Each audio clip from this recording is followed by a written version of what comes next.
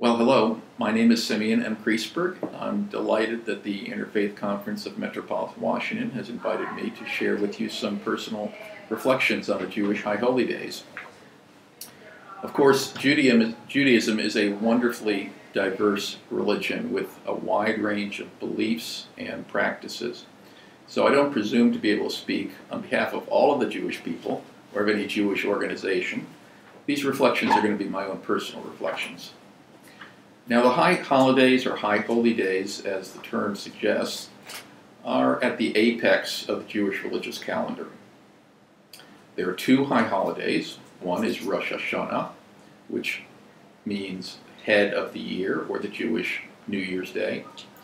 And the other, 10 days later, is Yom Kippur, the Day of Atonement.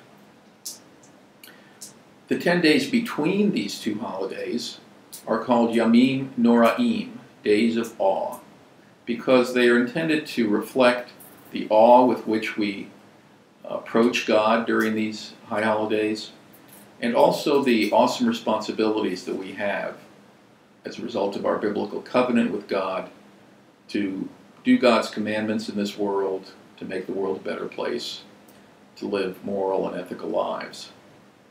The high holidays this year begin with Rosh Hashanah on the evening of September 28 and continue for 24 to 48 hours. Some Jews observe Rosh Hashanah for 1 day, and some Jews observe it for 2 days. And then 10 days later, Yom Kippur begins on the evening of October 7 and continues until sundown on October 8. You may notice that I referred to the holidays as beginning in the evening and continuing to the next day. And that is because all Jewish holidays, including the weekly Shabbat, begin at sundown and continue to the following sundown. The reason for this is that Jews look at the original chapter of the Bible in the book of Genesis, where God creates the world, and the text says that it was evening and it was morning the first day, it was evening and it was morning the second day, and so forth. And based on that, Jews have always started their religious days at sundown and continued that day until the following sundown. And that's the way all the holidays are marked. You may notice that I also said this year Rosh Hashanah begins September 28 and Yom Kippur starts on October 7. And the reason I said this year is because the Jewish religious calendar is a lunar calendar, in contrast to the Gregorian or secular calendar that we're all familiar with. Rosh Hashanah and Yom Kippur as high holidays have a special liturgy, special prayers, special songs, special ritual practices of various kinds, and a special feel to them as well, being the highest holidays of the year. One of the very special rituals that we observe on both Rosh Hashanah and Yom Kippur is the blowing of the shofar. Many of you are familiar with the shofar being a ram's horn. It can be this size or that size, and it is blown on Rosh Hashanah, and it's also blown at the very end of the Yom Kippur worship service to mark the conclusion of Yom Kippur. When we hear the blowing of the shofar in synagogue, Jews all over the world are reconnected with their ancestors, because the blowing of the shofar is something that dates back to biblical or perhaps even pre-biblical times as a way to call people together and as a way to signal important events. So we know that Jews throughout the generations, whether in times of freedom or oppression or times of sorrow or of joy, have listened to the shofar being blown on these high holidays in the past, and we are thereby connected with them in time and across place. Rosh Hashanah is, like any New Year's observance, a time of hope for the new year, a time of joy for having reached a new year, but it's also given a great deal of religious significance for Jews, because it's a time of deep introspection and a self-examination, a time of recommitting ourselves to abiding by the covenant with God, the 10 Commandments and the many other commandments that God has required of us, a time where we really try to think through where our lives are and how we can change them for the better.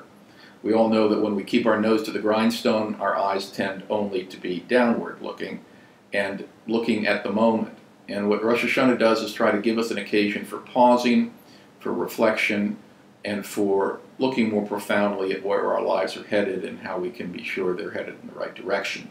I wanted to give you a sense of the kind of feeling that we have by reading to you just a couple of selections. This one is from a Hasidic source. Hasidism, as many of you know, is a movement within Judaism that is rooted in Eastern Europe, but from about the 18th century. And it is said, just as the hand held before the eye can hide the tallest mountain, so the routine of everyday life can keep us from seeing the vast radiance and the secret wonders that fill the world. That's from the 18th century. And then going to a contemporary source, this is a prayer written by Chaim Stern, one of the great liturgists of Judaism of the 20th century. There is a grace that every dawn renews, a loveliness making every morning fresh. We will endure, we will prevail. We, the children of hope, children of the one who crowds the heavens with stars, endows the earth with glory, and fills the mind with wonder. So that's some of the sense that one has of wonderment, of joy, of anticipation on Rosh Hashanah.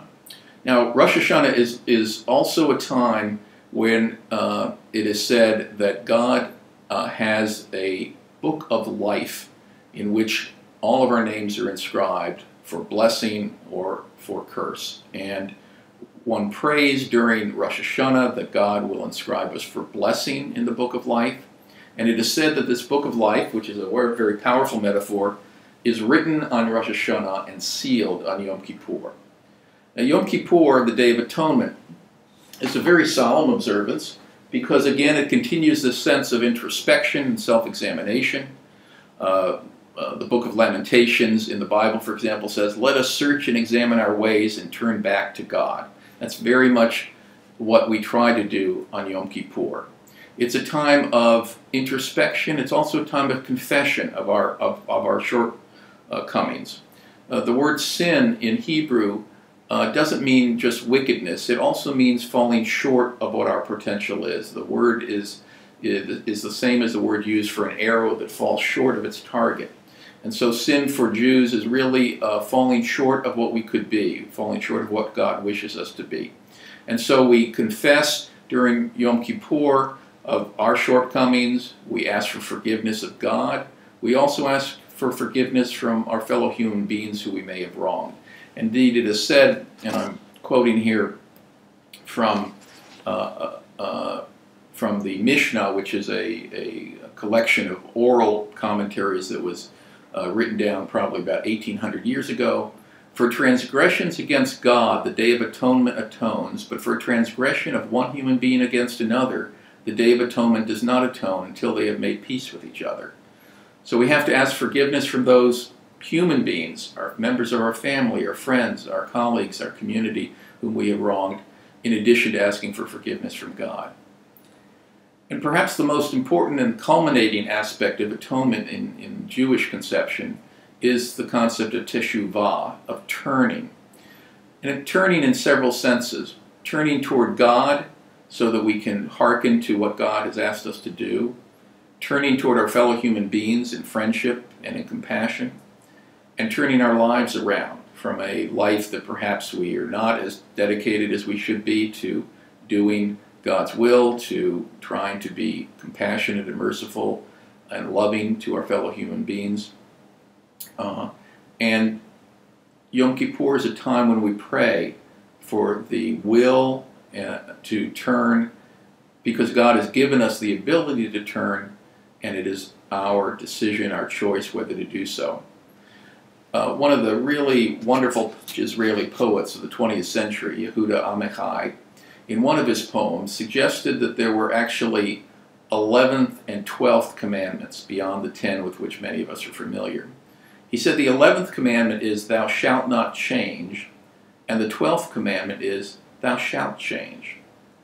And I interpret this to mean that "thou shalt not change" means that the essence of goodness that each of us has must not change. We must continue, despite the tribulations and trials, the disappointments, and sometimes horrors of everyday life, to continue to have that essence of goodness with us and to share that with our fellow human beings. And this 12th commandment that Amahai talks about, thou shalt change, is to me a resident of Yom Kippur. Thou shalt change, meaning that those things that we have fallen short on, where we are not as good as we should be, where our behavior is not consistent with our values, those things we shall change. Those things we can change. And those things in the year that comes after Yom Kippur, we commit ourselves to changing. And that, we hope, will help seal us in the book of life for a year of blessing, because once we can turn and change ourselves and transform ourselves into those better persons that we wish to be and that God wishes us to be, then there's a chance that we can also help to transform the world.